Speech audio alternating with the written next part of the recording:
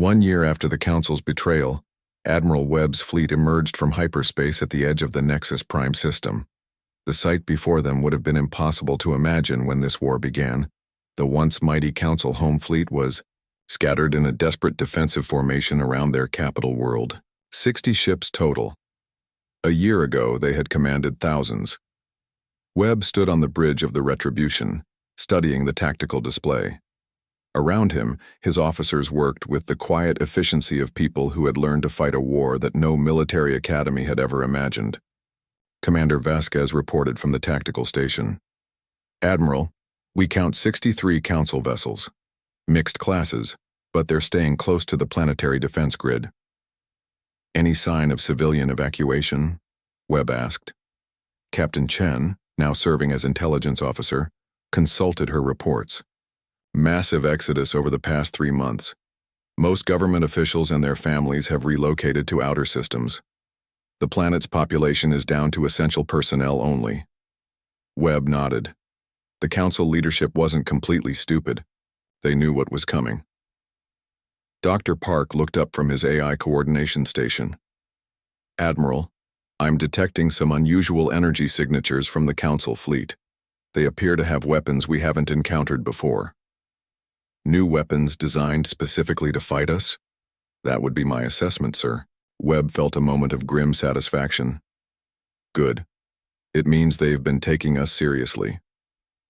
Over the past year, the human fleet had systematically dismantled the Council's military presence across 3 sectors. Not just defeating their forces, but destroying their ability to project power. Shipyards had been reduced to debris.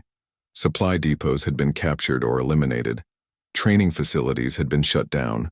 More importantly, the Human Liberation Campaign had rescued over 10,000 civilians from Council detention centers. Each rescue operation had been planned with meticulous care, executed with ruthless efficiency, and concluded with the complete destruction of any Council forces that resisted. The psychological effect on Council military personnel had been devastating. Surrender rates in recent engagements had exceeded 70%. Experienced officers were resigning rather than face human forces in battle. Entire species were withdrawing their ships from Council service. "Admiral Webb," came a transmission. "From the Council flagship, this is Admiral Thexran of the Council Defense Force. I am authorized to discuss terms for a ceasefire." Webb recognized the name. Thexran was one of the few Council officers who had shown genuine tactical competence during recent engagements. He was also the admiral who had ordered the execution of 30 human prisoners when his supply base was threatened. "Admiral Thexran," Webb replied. "The only terms I'm interested in discussing are the complete and unconditional surrender of all Council forces." "Admiral Webb, surely we can reach some accommodation. The Council is prepared to offer substantial concessions." Webb looked around his bridge at the faces of officers who had spent a year watching their families die in Council prison camps. Men and women who had seen footage of human children being used as shields during military operations. "Admiral Thexran, a year ago Ambassador Chen stood in your Council chambers and begged for peaceful coexistence. You responded by imprisoning our civilians and blockading our worlds." Webb's voice grew colder. "You had your chance for accommodation. Today, you're going to learn the consequences of betraying humanity." The battle for Nexus Prime began differently than previous engagements. Instead of the fast-moving, deceptive tactics that had characterized human operations, Admiral Webb ordered a direct advance toward the Council defensive line. The Council forces opened fire at maximum range, unleashing their new weapons.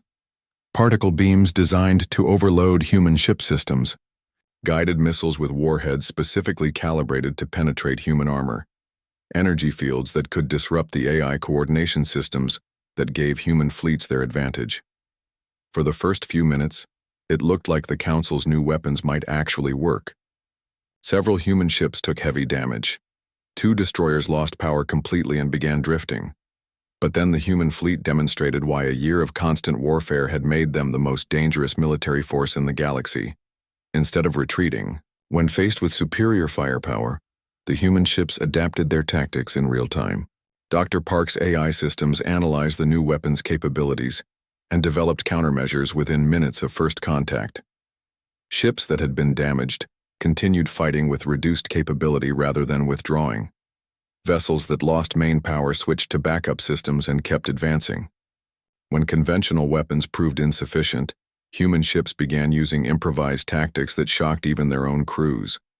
The destroyer Vengeance, having lost most of its weapons to council fire, accelerated directly toward an enemy battleship and detonated its own reactor at point-blank range. The explosion destroyed both ships, but it also created a gap in the council defensive line. Other human ships followed through that gap like water through a broken dam. "This is impossible," Admiral Thexeron transmitted to his fleet commanders. "They're fighting like madmen. No sane military force continues advancing after taking that much damage." But the humans weren't fighting like a sane military force. They were fighting like people who had nothing left to lose and everything to avenge. General Kane's Marines had developed new boarding techniques during the year of constant warfare. Instead of trying to capture enemy ships intact, they focused on rapid elimination of resistance, followed by immediate destruction of critical systems. When the Marine assault ship Guardian reached the Council flagship, Kane personally led the boarding party. They cut through the hull in 4 places simultaneously, overwhelming the ship's security forces through pure aggression. Admiral Thexeron found himself face-to-face with the human general in his own command center. Around them, his bridge crew lay dead or unconscious. The battle had lasted less than 10 minutes. "General Kane," Thexeron said, his voice shaking with fear and disbelief, "I surrender my ship and crew." Kane looked at the alien admiral with cold eyes. "Where are the human prisoners from the Tau Ceti facility?" "What prisoners? I don't know." Kane drew his sidearm and pointed it at Thexeron's head. "Admiral, 37 human civilians were executed when my forces approached your supply base last month." "You gave that order personally?" Thexeron's skin changed color with terror. That was a military necessity. The prisoners were children," Kane finished. 17 of them were under the age of 12. For a moment, the only sound on the bridge was the hum of failing life support systems. "General Kane," Thexeron pleaded, "I am a prisoner of war. The Galactic Conventions—" "What conventions?" Kane asked quietly. "You threw out all the conventions when you started murdering our children." The sound of the gunshot echoed through the Council flagship's bridge. By the time the orbital battle was over, the Council's home fleet had been completely destroyed. Not defeated, not scattered, but annihilated. Of 63 ships, none survived. The planetary defense grid lasted another 4 hours before being systematically dismantled by human engineering teams who had spent months studying captured Council technology.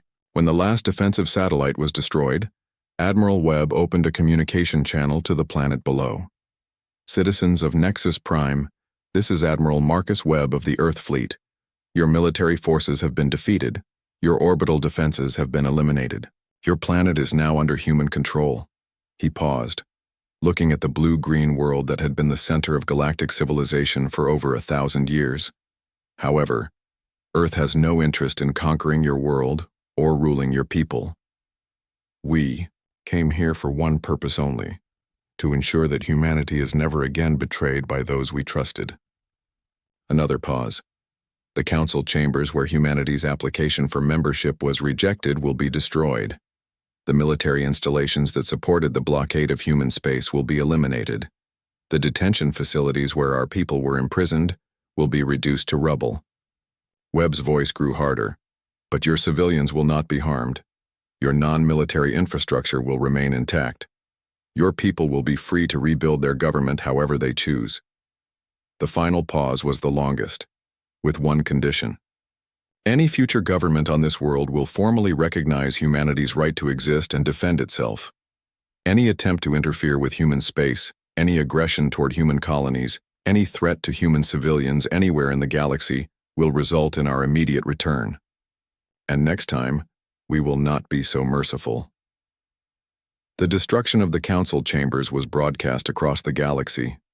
Human engineers used controlled explosions to bring down the massive crystalline spires where Ambassador Chen had been humiliated, and humanity had been declared a threat to galactic peace.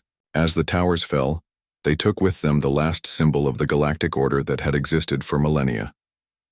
3 days later, Admiral Webb's fleet departed Nexus Prime, leaving behind a world that would never forget the consequences of betraying humanity. But the human fleet didn't return to Earth. Instead, they began a systematic patrol of the space lanes that connected the remaining Council worlds. Their mission was simple: ensure that human civilians could travel.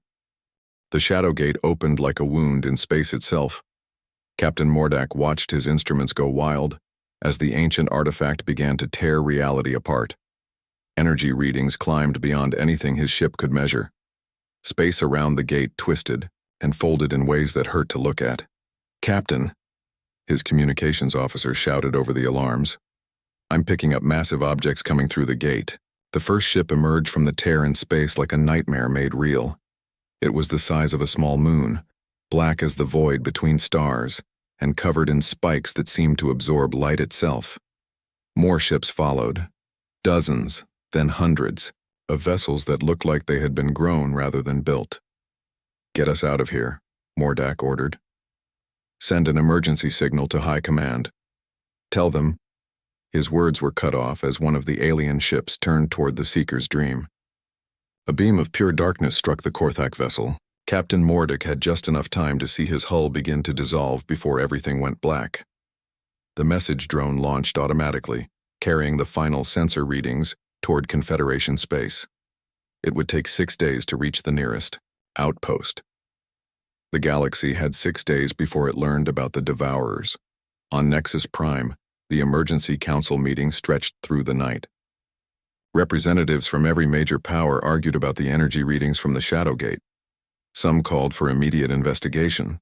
Others wanted to send diplomatic missions. The Zephyrian High Admiral insisted they needed to prepare military expeditions. Ambassador Park listened to the discussions with growing frustration. The aliens were treating this like another political crisis. They formed committees and planned studies and debated the proper protocols. None of them seemed to understand that something terrible was happening. "Perhaps we should consider evacuating the outer colonies," Park suggested during a brief pause in the arguments. High Admiral Zektor looked at the human ambassador with obvious annoyance. "Ambassador, I hardly think evacuation is necessary. We have no evidence of any actual threat. The energy readings suggest an unknown phenomenon," interrupted Counselor Vashiti of the Hegemony. "There's no reason to panic the population over scientific curiosities." Park sat back in his chair and said nothing more. These aliens had ruled the galaxy for so long that they could not imagine anything being beyond their control. They would learn soon enough. The first refugee ships arrived at Border Station Epsilon 3 days later. They were Korthak vessels, heavily damaged and running on emergency power. The station commander, a Zephyrian named Telmon, ordered them to dock immediately. The refugees' stories made no sense. They spoke of worlds being consumed, of entire populations vanishing in hours. They described ships that moved through space like living things, and weapons that turned matter into pure energy. "Impossible," Telmon declared after hearing the reports. "No species has that level of technology." But the evidence was hard to ignore. Long-range sensors showed the outer colonies going dark one by one. Emergency signals cut off in mid-transmission. Entire star systems fell silent. On the 4th day, the Zephyrian battle fleet Righteous Authority arrived at the former location of the Korthak colony world Torgon. They found nothing but empty space and scattered debris. 40 million people had simply vanished. Admiral Zektor ordered a full investigation. His science teams found traces of exotic energy and particles that did not exist in normal space-time. The planet had not been destroyed. It had been consumed, converted into something else entirely. "Send word to High Command," the Admiral ordered. "Tell them we need every available ship. We're facing an invasion." The message reached Nexus Prime just as the Council was finally deciding to take action. The debates stopped immediately. Emergency powers were activated. Military reserves were called up across Confederation space. High Admiral Zektor stood before the full Council and announced the new reality. "We are at war with an unknown enemy of unprecedented capability. All member species are required to contribute their full military strength to the defense effort. His gaze fell on Ambassador Park. Earth will provide 2 billion soldiers for immediate deployment to the front lines. Your species' willingness to accept casualties will be valuable in buying time for our scientists to develop countermeasures. Park looked around the chamber at the alien faces. They were all nodding in agreement. Humanity would serve as cannon fodder, while the advanced races worked on real solutions. I'll need to consult with my government, Park replied carefully. There's no time for consultation, Zektor snapped. Your ships will begin transporting troops immediately. We'll provide basic weapons and armor. Back on Kepler 442b, Commander Sarah Chen received an urgent communication from Earth's colonial office. The message was brief and official. All human colonies were to prepare for immediate military conscription. Transport ships would arrive within the week to collect able-bodied workers for combat duty. Sarah read the message twice, then deleted it. She walked to the hidden control room and activated the secure communication system. Priority message to Admiral Torres, she said into the microphone. The Confederation is moving to conscript our people, requesting immediate guidance. The reply came back in less than an hour. It consisted of just 3 words, but they changed everything. Protocol 7, activate. Sarah stared at the message for a long moment. Protocol 7 was the code they had all hoped never to hear. It meant the end of secrecy. It meant revealing everything they had built. She entered her authorization codes into the main control system. Across the underground facility, alarms began to sound. Not emergency alarms, activation alarms. Similar scenes played out on dozens of worlds across human space. Mining complexes revealed their true nature. Agricultural colonies opened hidden launch bays. Research stations activated military-grade defense systems. On Earth itself, Admiral Torres stood in the command center buried deep beneath the Rocky Mountains. Banks of screens showed status reports from every hidden facility in human territory. Green lights appeared one by one as sites confirmed their readiness. All stations report full activation, Admiral, his aide announced. Torres nodded grimly. For 50 years, humanity had prepared for this moment. They had watched the galaxy's powers grow complacent and arrogant. They had studied alien technology and improved upon it. They had built weapons and ships in secret while playing the role of obedient servants. Now the masquerade was over. Open a channel to all human colonies, Torres ordered. It's time to tell our people the truth. The broadcast went out on every frequency used by human settlements. Admiral Torres' face appeared on screens across dozens of worlds. He wore the uniform of the Terran Defense Force, an organization that officially did not exist. Citizens of Earth and all human colonies, he began. For 50 years we have hidden our true strength while the galaxy underestimated us. We have built ships and weapons in secret. We have prepared for the day when humanity would need to stand as protectors rather than servants. On the righteous authority, Admiral Zektor was intercepting human communications when the broadcast began. He listened in growing disbelief as this unknown human admiral spoke of hidden fleets and secret military programs.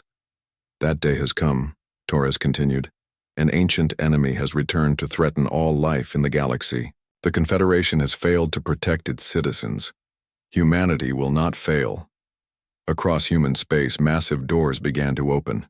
Facilities that had looked like simple mining operations revealed themselves as military shipyards, underground hangars that had been hidden for decades opened to the stars. And from those hidden depths, humanity's true fleet began to emerge.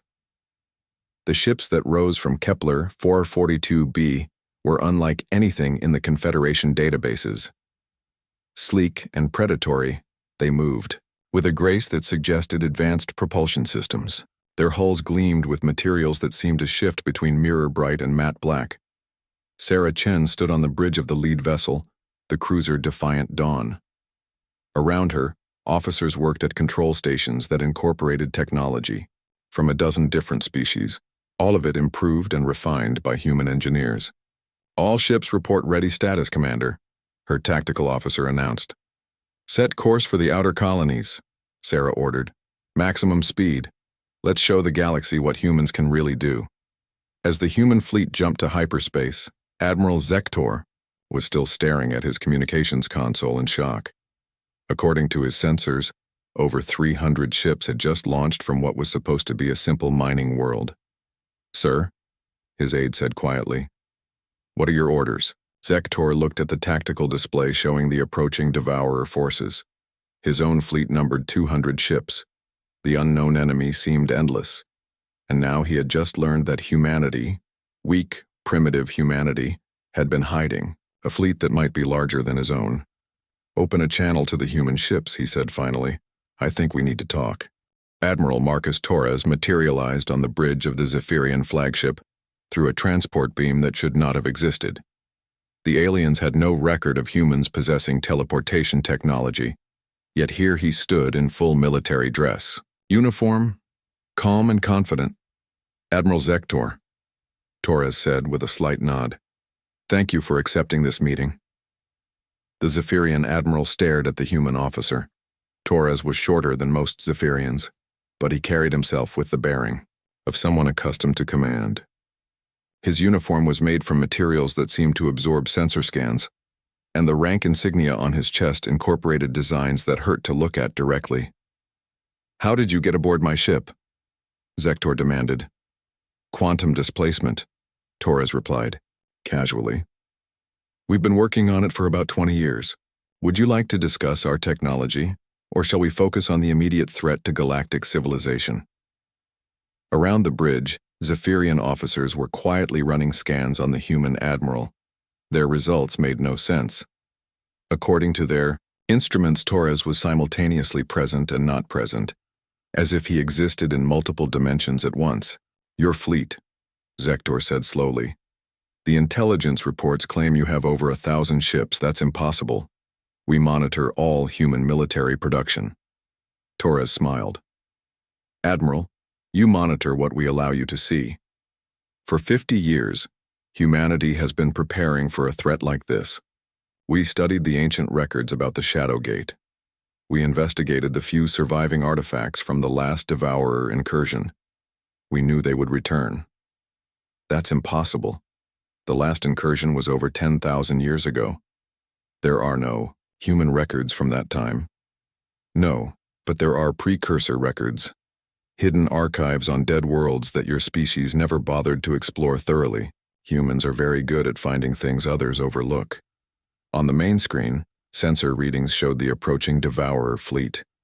Hundreds of the nightmare ships moved through space like a plague of locusts, consuming everything in their path. 3 more colony worlds had gone dark in the past 6 hours. "We need every ship we can get," Zektor said. "If your fleet truly exists, we must coordinate our defense immediately." Torres nodded toward the tactical display. "Our ships are already in position. We've been tracking the Devourer movement since they first emerged. In approximately 4 hours, they'll reach the Rigel system. That's where we'll make our stand." "Rigel?" Zektor looked puzzled. "That system has no strategic value. Why not defend the industrial worlds or population centers?" "Because Rigel is where we can test our weapons without worrying about collateral damage," Torres replied. "And because the Devourers will follow the energy signature we're broadcasting from there."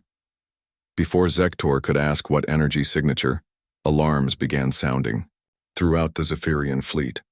On the tactical display, new contacts appeared, dozens of human ships dropping out of hyperspace in perfect formation. The vessels that emerged were beautiful and terrifying in equal measure. Their hulls seemed to flow like liquid metal, constantly shifting between configurations. Weapon ports opened and closed along their sides like breathing organs. Energy readings from their power cores exceeded anything in Confederation records. "Impossible," whispered the Zephyrian science officer. "Those energy signatures suggest they're using controlled micro-black holes as power sources." Torres heard the comment and nodded approvingly. "Very good. Yes, we mastered black hole manipulation about 15 years ago. Turns out, it's much easier when you're not afraid to experiment with dangerous technology." On the bridge of the human flagship Terra's Vengeance, Captain Elena Vasquez monitored the combined fleet movements. Her ship was one of the newer designs, incorporating lessons learned from studying captured devourer technology that most of the galaxy didn't even know existed. "Ma'am," her tactical officer reported, "the Zephyrian fleet is moving to intercept the enemy at Rigel. Their formation is conservative." Elena looked at the tactical display and shook her head. The alien ships were arranged in neat rows, following doctrine that was probably thousands of years old. They moved slowly and predictably, broadcasting their positions and intentions to anyone with basic sensors. "Signal the rest of our fleet," she ordered. "We'll use Formation Ghost 7. Let's show them how humans fight." The human ships suddenly vanished from all sensors. Not cloaked, gone. The Zephyrian fleet found themselves alone on their instruments, even though they could still see the human vessels with their own eyes. "How are they doing that?" Zektor demanded. "Phase shifting," Torres explained. "We exist slightly outside normal space-time. Your sensors can't track what isn't entirely in your dimension." The combined fleet reached Rigel 4 hours later, just as Torres had predicted.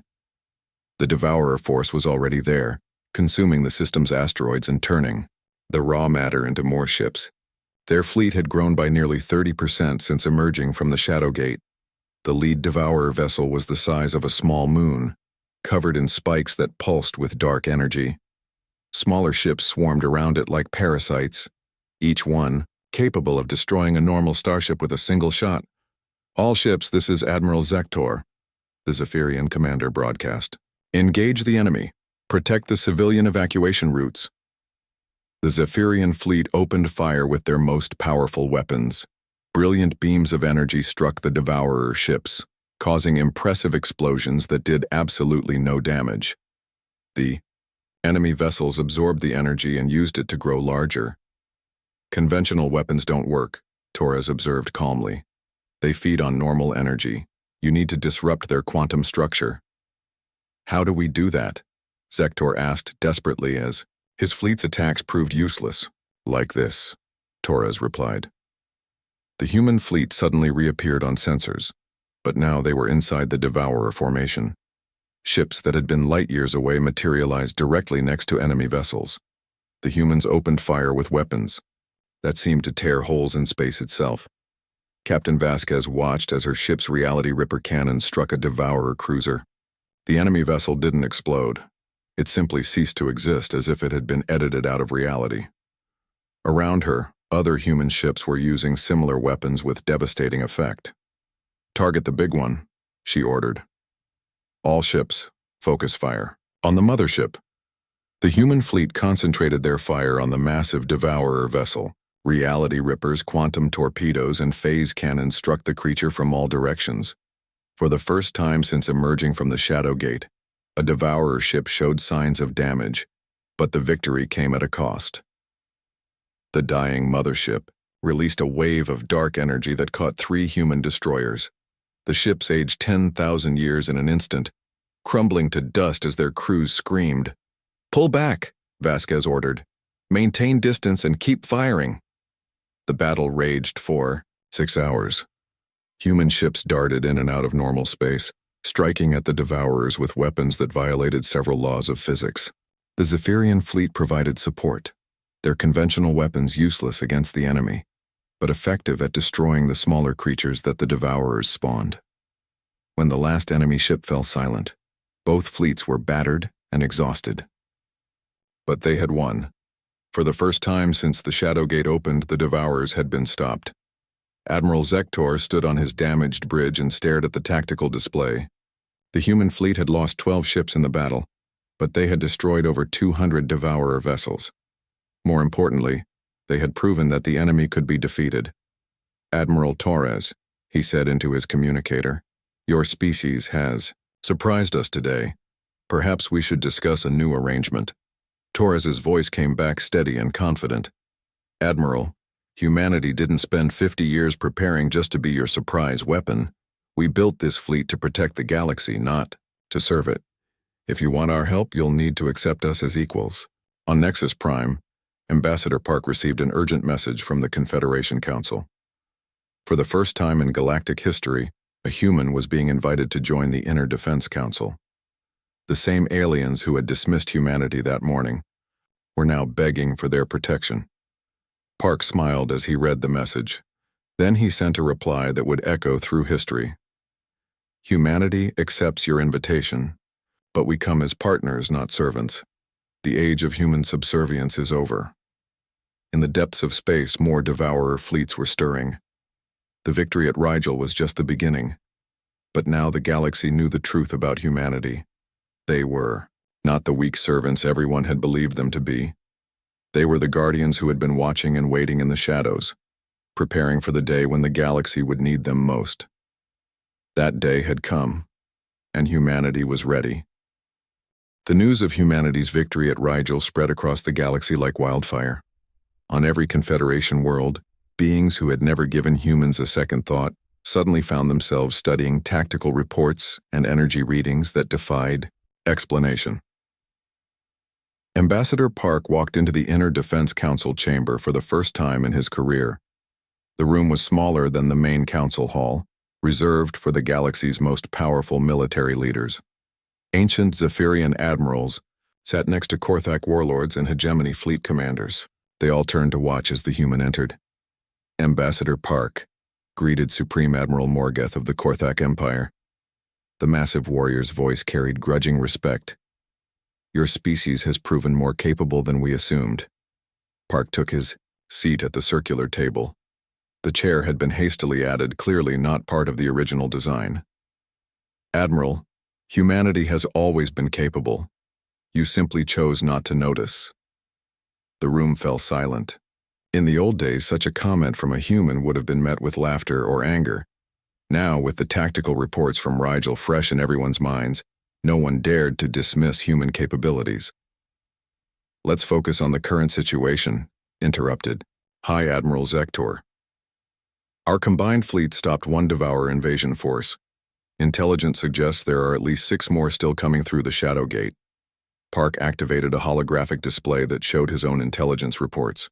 The other council members leaned forward to study the data. Human sensor networks had been tracking Devourer movements far more accurately than any Confederation systems. According to our deep space monitors, the next wave will be larger, Park explained. The Devourers learn from each encounter. They're adapting their ships to resist our quantum weapons. Your quantum weapons, corrected Admiral Morgeth. The rest of our fleets are still using conventional armaments that can't even scratch these creatures.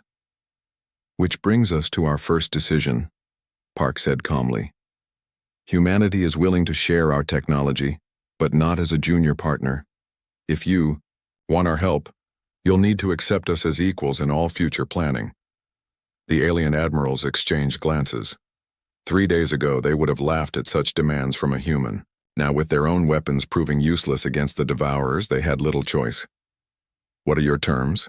Asked Supreme Admiral Morgeth. Full technological exchange, Park replied. Human ships integrated into all fleet commands. Joint development of new weapon systems. And most importantly, no more assumptions about human limitations. Meanwhile, in human space, the hidden facilities were working at maximum capacity. The facade of simple mining operations had been abandoned completely. On Kepler 442b, Commander Sarah Chen watched as massive construction robots assembled new warships in underground factories. Production report, she called to her chief engineer. We're completing 4 destroyers per day, ma'am, Lieutenant Jackson replied. The new cruiser class will be ready for testing in 72 hours, and the special project. He paused, glancing around the busy construction floor. Admiral Torres wants to inspect it personally. Sarah nodded. The special project was humanity's greatest secret, known only to a handful of people. While the galaxy marveled at human destroyers and cruisers, they had no idea what else was being built in the deepest levels of human facilities. On Earth itself, Admiral Torres stood in a vast underground chamber that stretched for kilometers in every direction. The space had been hollowed out over decades, carved from solid rock and reinforced with materials that didn't officially exist. And in the center of this enormous cavern, surrounded by construction scaffolding and power conduits, sat humanity's ultimate weapon. The ship was unlike anything that had ever been built. It was easily the size of a space station, but designed to move and fight like a vessel of war. Its hull incorporated technology from dozens of species, all improved and refined by human engineering. Quantum cores provided power levels that could sustain a small planet. Weapon systems that bent the laws of physics were built into every surface. "Status report," Torres said to the construction supervisor. "96% complete, Admiral," the woman replied. "We could launch in an emergency, but full combat readiness will take another week." Torres nodded and walked to the observation deck that overlooked the massive vessel. The nameplate on its hull read, "Terra Ascendant," in letters that seemed to glow with their own light. "Admiral," his aide said quietly, "we're receiving reports of Devourer scouts near the outer colonies. The next wave may arrive sooner than expected." Torres checked his tactical display. Human sensor networks were tracking dozens of enemy contacts moving through deep space. The Devourers were probing for weaknesses, testing the galaxy's defenses. "Signal all fleet commanders," he ordered. "Begin Phase 2 operations." Across human space, the order was received and acknowledged. Ships that had been hidden for decades began moving toward predetermined positions. Not just the vessels that had fought at Rigel, but hundreds more that the galaxy had never seen. Captain Elena Vasquez received her orders while patrolling the Vega system. Her ship, the Sovereign's Wrath, was one of the newest designs incorporating lessons learned from the first battle. Its hull could shift between multiple configurations, adapting to different combat situations in real time. "Ma'am," her communications officer reported, "we're receiving a priority transmission from Earth. Admiral Torres wants to speak with you personally." Elena activated the secure channel and saw the Admiral's face appear on her screen. Behind him, she could see the massive construction project that was Terra Ascendant. "Captain, I have a special mission for you," Torres said without preamble. "Intelligence indicates the Devourers are planning to strike at Earth itself. They've identified our homeworld as the source of the new weapons threatening them." Elena felt her blood run cold. Earth was the heart of human civilization, home to 12 billion people. "What are our orders, sir?" "You'll be commanding a special task force," Torres replied. 12 ships equipped with our latest technology. Your job is to keep the enemy away from Earth long enough for us to complete the Sol defense grid." "The Sol defense grid?" Torres smiled grimly. "Captain, humanity has spent 50 years preparing for this war. We didn't just build ships. We converted our entire solar system into a fortress. When the Devourers reach Earth, they're going to find that our homeworld has some very unpleasant surprises waiting for them." The conversation was interrupted by proximity alarms.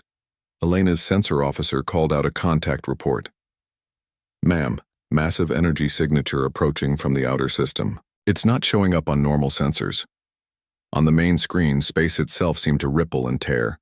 A hole opened in reality, and through it came something that made the previous Devourer ships look small by comparison. The creature was the size of a moon.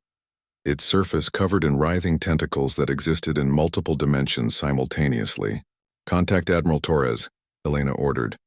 "Tell him the second wave has arrived." The massive Devourer entity began spawning smaller ships immediately. Dozens, then hundreds of the familiar nightmare vessels poured out of its body like parasites. But these ships were different from the ones fought at Rigel. Their hulls shimmered with adaptive armor that shifted to counter incoming weapons. Elena watched her tactical display fill with enemy contacts. "All ships, this is Captain Vasquez. Engage immediately. Don't let them establish a foothold in this system." The human task force opened fire with their reality ripper cannons, but the new Devourer ships absorbed the quantum discharges and used the energy to repair damage. The enemy had learned from their previous defeat. "Switch to temporal displacement weapons," Elena ordered. "Let's see how they handle being removed from the timeline." The human ships fired again, this time with weapons that attacked the enemy's existence rather than their physical structure.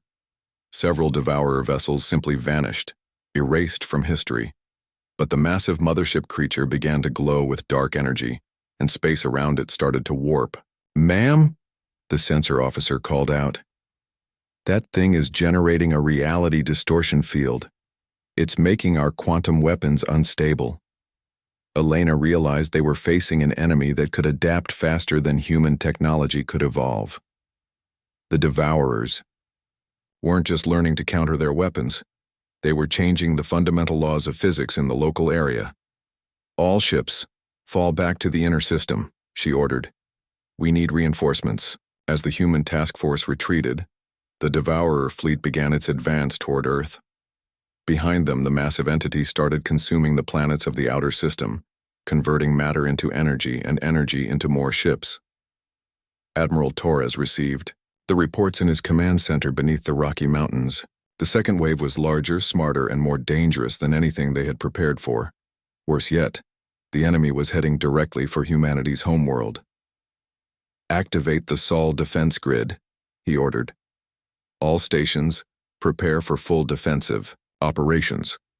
Across Earth's solar system, hidden installations began powering up for the first time in decades. The moon itself split open along carefully concealed seams, revealing massive weapon batteries built into its core. Asteroid mining. Stations revealed themselves as disguised fortress complexes. Even the space elevators. The massive Devourer entity reached the edge of Earth's solar system like a plague made manifest. It was larger than anything the galaxy had ever seen, a creature of living darkness that stretched across millions of kilometers, spawning new ships from its own substance as it moved. Admiral Torres stood in the command center deep beneath Earth's surface, watching the tactical displays with grim determination. Around him, officers from a dozen different species worked, side by side. The Confederation had finally learned to trust human leadership, but perhaps too late. Contact report, called Lieutenant Morrison from the sensor station. The entity has begun consuming Jupiter's moons. Mass conversion rate is increasing exponentially, Torres nodded grimly. The Devourers were using Jupiter's mass to create more ships, turning the gas giant satellites into weapons aimed at Earth. Intelligence estimated they had maybe 6 hours before the assault began. Status of the Sol defense grid? Torres asked. All stations report ready, replied Commander Chen, who had been promoted to System Defense Coordinator. Lunar batteries are charged. The asteroid fortresses are in position. Even the hidden installations on Mars are standing by. On the bridge of the Sovereign's Wrath, Captain Elena Vasquez led the combined human and alien fleet in a desperate fighting retreat. Her ships had been holding the outer system for 3 days, but the Devourer forces were simply too numerous. Ma'am, her tactical officer reported, the enemy mothership is spawning faster than we can destroy the smaller vessels. Current count is over 2,000 enemy contacts. Elena studied the tactical display. The human fleet numbered only 400 ships, even with their alien allies. They were outnumbered 5-1, and the odds were getting worse every hour. Signal the fleet, she ordered. All ships fall back to defensive position Alpha. It's time to make our stand at Earth. The retreat began immediately. Human ships used their phase-shifting technology to disappear from normal space, reappearing closer to Earth's orbit. The alien vessels followed more conventionally, their captains still amazed by humanity's casual violation of physics. Admiral Zektor's flagship Righteous Authority had taken heavy damage in the running battles. His blue skin was pale with exhaustion, but his voice remained steady as he coordinated the Zephyrian fleet movements. Human vessels are maintaining perfect formation despite the phase shifts, his tactical officer reported with admiration. Their coordination is remarkable. They've had 50 years to practice, Zektor replied. While we grew comfortable and lazy, they prepared for war. As the combined fleet took positions around Earth, the planet's true defenses revealed themselves for the first time. The moon cracked open like an egg, exposing weapon batteries that had been built into its core over decades. Each installation was the size of a city, bristling with weapons that could crack planets. Space elevators that connected Earth to its orbital habitats suddenly bristled with missile launchers and energy cannons. Asteroid mining facilities revealed themselves as massive fortress complexes, their hulls opening to expose batteries of reality ripper cannons. But the most shocking revelation came when Earth's own surface began to change. Mountain ranges split apart to reveal enormous orbital defense platforms that rose on anti-grav lifts. The planet's magnetic field itself became a weapon, generating barriers that could stop projectiles moving at light speed. "Magnificent," whispered Supreme Admiral Morgeth from the bridge of his Korthak dreadnought. They turned their entire homeworld into a fortress. The Devourer entity reached Earth's orbit 6 hours later, bringing with it a fleet of 5,000 nightmare ships. The creature was so massive that it blotted out the sun, casting Earth into an artificial eclipse. Tentacles that existed in multiple dimensions reached toward the planet, seeking to drain its life force. "All stations," Admiral Torres broadcast. "Across every military frequency, this is Admiral Torres. Today we make our stand. Today we show the galaxy that humanity will never surrender. Today we protect not just our world but every world. Fire at will." The Sol defense grid opened fire with weapons that had never been tested in combat.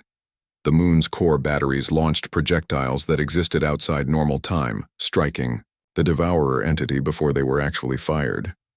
Orbital platforms fired beams of pure gravity that crushed enemy ships into singularities.